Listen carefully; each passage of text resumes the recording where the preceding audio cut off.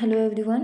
In last class we learned the liquid drop model that is proposed by the Niels Bohr in 1937. There it gives some analogies between the nucleus and the liquid drop. Okay. In this class we are going to learn the semi-empirical nuclear mass formula. In 1935, von Weizsäcker had obtained the atomic mass of nuclei using the liquid drop model of the nucleus as follows. The semi-empirical mass formula determines the binding energy, which can be expressed as a sum of various terms like the volume binding energy, surface binding energy, Coulomb binding energy, asymmetry energy and the pairing energy. These in all summing this we get the total binding energy, and the formula is known as the semi-empirical mass formula. Okay. The semi-empirical mass formula determines the binding energy. Now we can learn the various terms one by one. Okay. First, there is a volume binding energy or volume energy represented as del E V. This is the volume binding energy. This term is related to the volume of the nucleons. Nucleus contains the protons and the neutrons. These are the nucleons. In the nucleus, the nucleons held together by a short range attractive forces. The binding energy increases as the number of nucleons increases. See,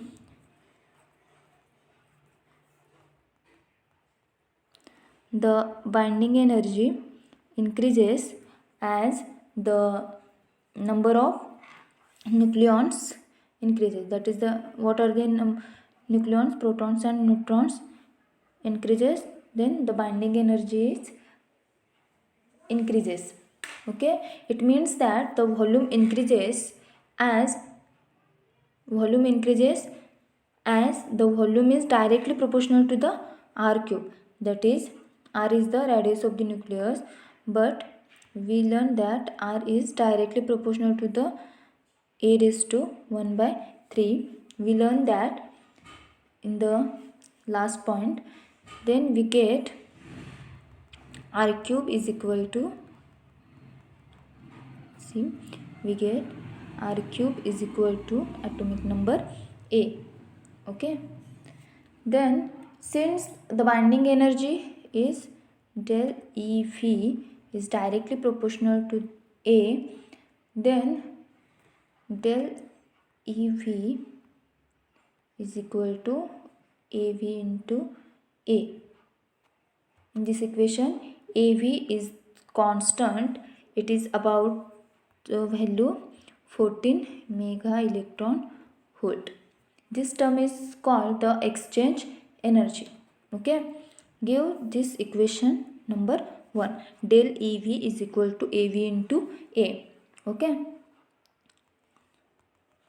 This is regarding the volume binding energy. Then the next term is surface binding energy. This is equation number first. Okay.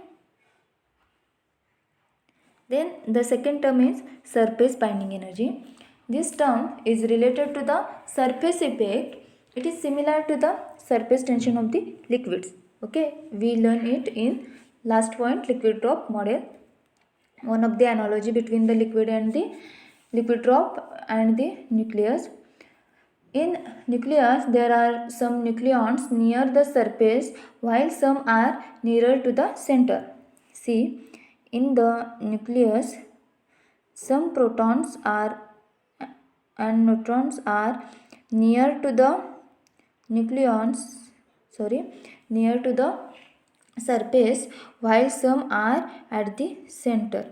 Okay, like this. Some are near to the surface while some are nearer to the center.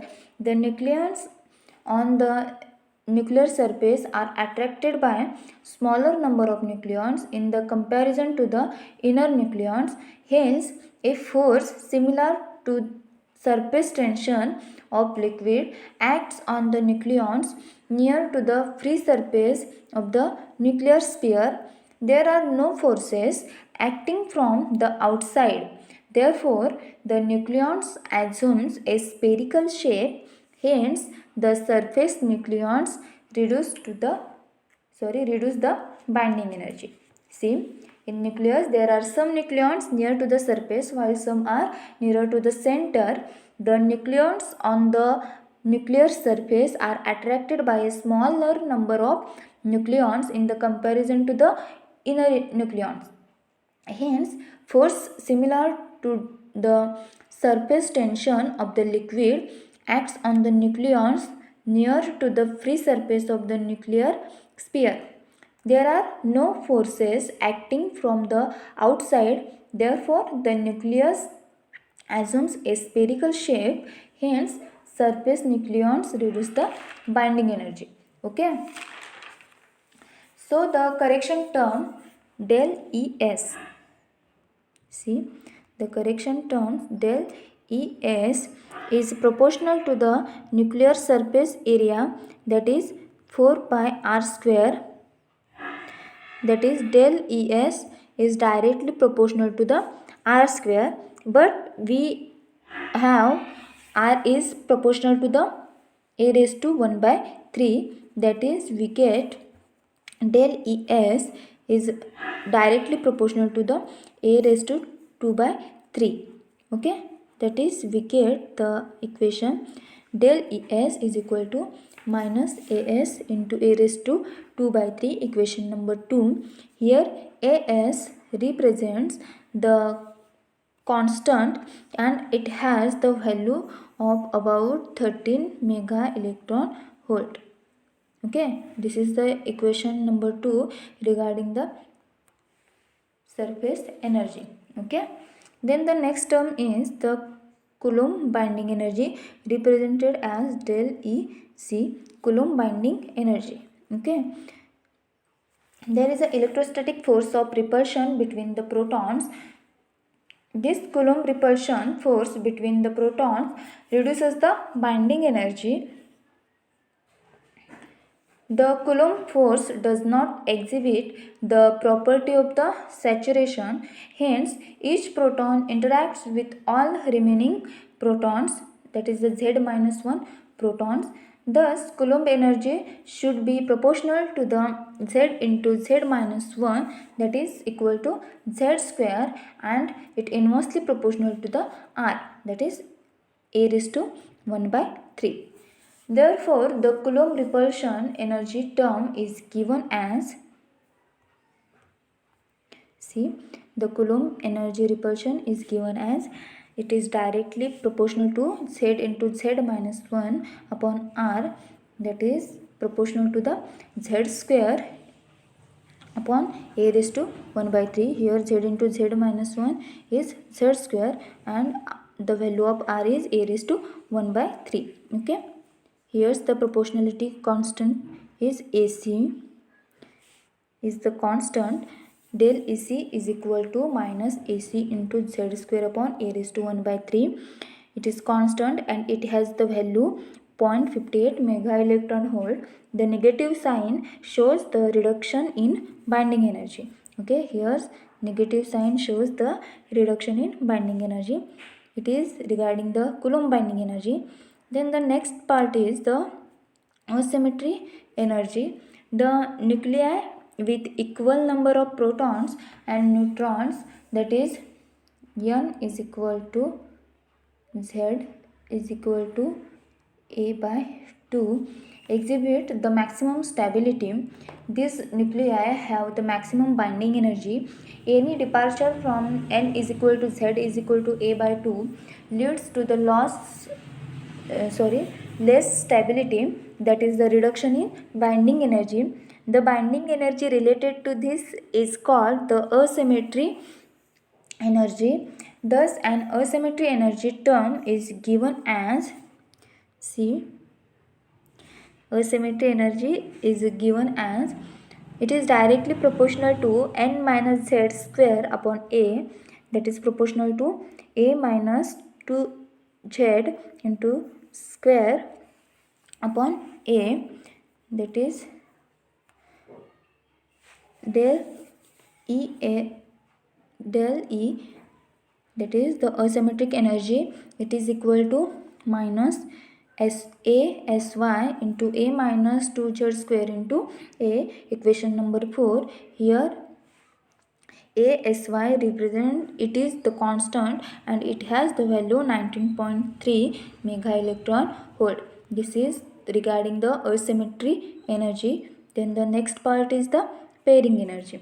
Okay, the proton and the neutron have the spin half and it obey the Pauli's exclusion principle. Therefore, the interaction between the two different nucleons will be different from that of the two identical nucleons. Okay, the protons and the neutrons have the spin, protons and neutrons have the spin half and it obeys the Pauli's exclusion principle. Therefore, the interaction between the two different nucleons will be different from that between the two identical nucleons. The nuclei with even number of proton and neutron are most abundant and most stable, while the nuclei with odd number of proton and neutron are least stable.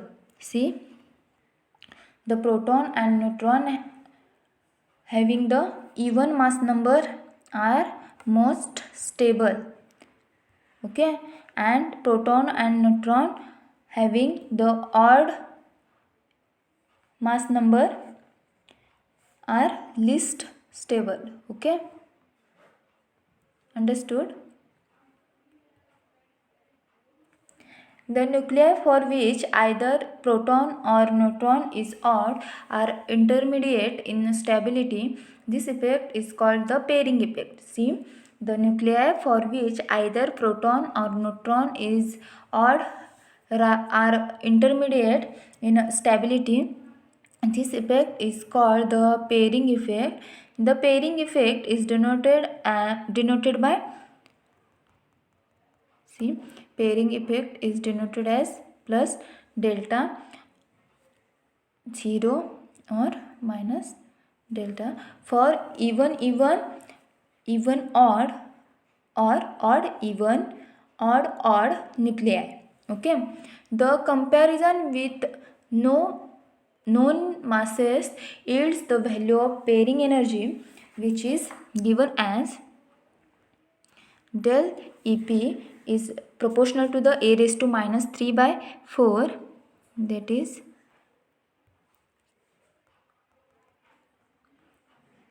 del EP is equal to plus or minus delta into a raised to minus 3 by 4. Delta is the constant and it has the value 33.5 into a raised to minus 3 by 4 mega electron volt for atomic number for A is even. Therefore, the final binding energy of nucleus is given by adding the equation first, second, third, fourth and fifth. We get binding energy is equal to the volume energy, surface energy, Coulomb energy, asymmetry energy and the pairing energy. Adding these all energy, we get the total binding energy. Hence, put the values of these all, we get this equation. The volume energy is AB into A minus surface energy AS into A raised to 2 by 3 minus asymmetry energy minus AC into Z square upon A raised to 1 by 3 and the Coulomb energy and the pairing energy is plus or minus delta A raised to minus 3 by 4.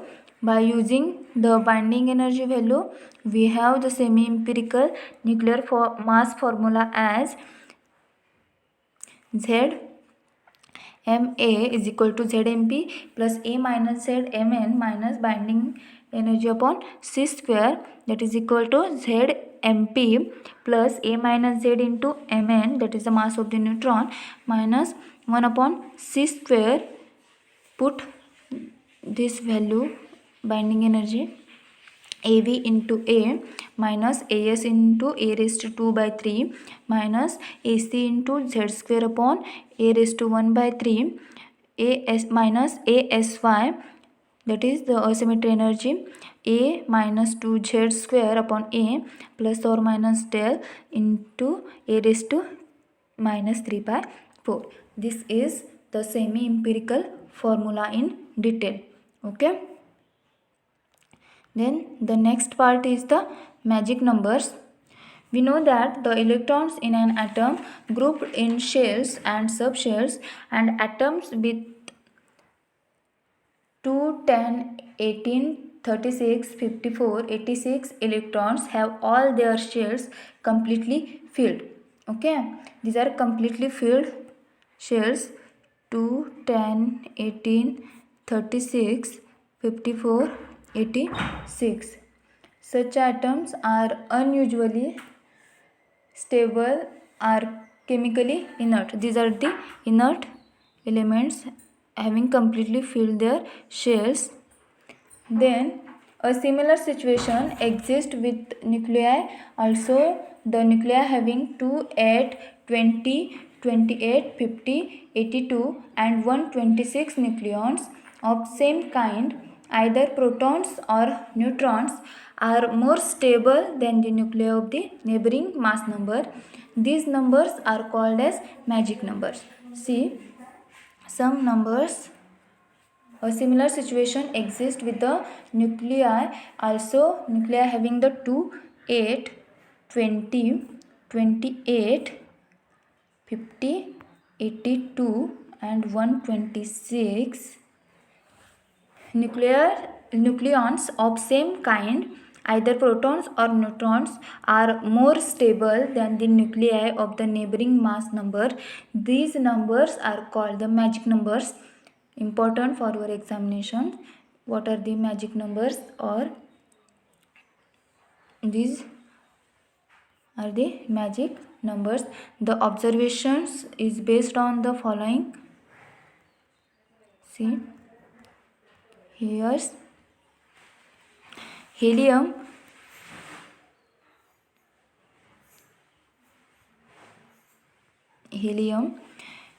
That is Z is equal to 2 and N is equal to 2, and oxygen 16.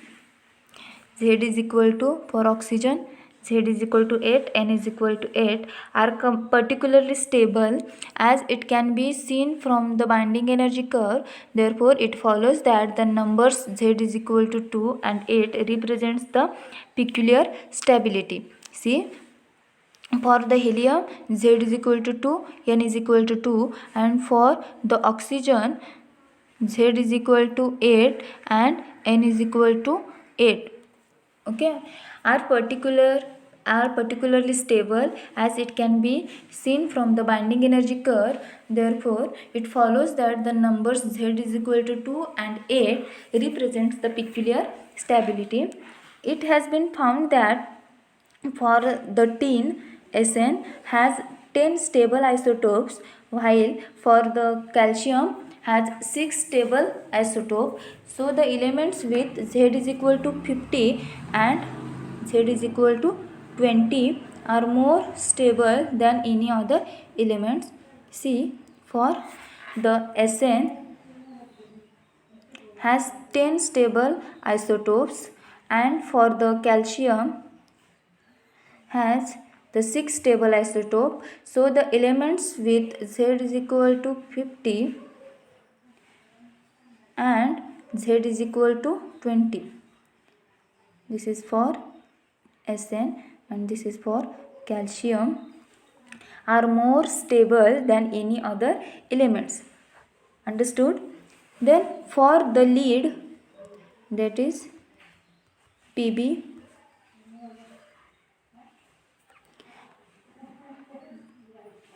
having Z is equal to 82 and N is equal to 126 is most stable isotope for lead. Thus, it indicates that the numbers 82 and 126 correspond to an usual stability. Okay, this is regarding the magic numbers. In this class, we learn the semi-empirical mass formula and the magic numbers. In this way, we can completed here the chapter nuclear properties and their size of the nucleus and structure of the nucleus and its properties. Okay, I hope you all get it properly.